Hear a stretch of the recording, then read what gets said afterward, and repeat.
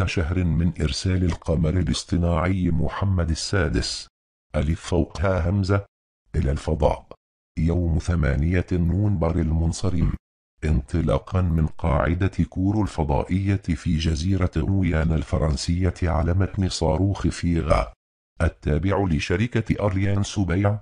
كشفت معطيات جديدة أن القمر الاصطناعي الثاني محمد السادس باء أصبح جاهزا للالتحاق بشقيقه التوأم محمد السادس ألف فوق ها همزة في الفضاء، بعد الانتهاء من صناعته من قبل الشركة الأوروبية إيرباص للدفاع والفضاء،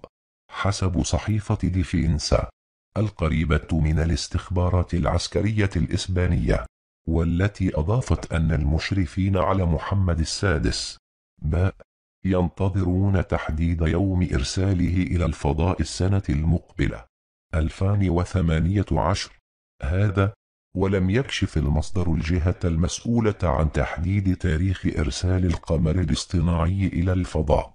واكتفى بالإشارة إلى أن القمر المغربي الثاني ذا الأبعاد التجسسية والعسكرية والمدنية يسعى بشكل رئيس إلى محاربة الجماعات الجهادية والتهريب بشتى أنواعه.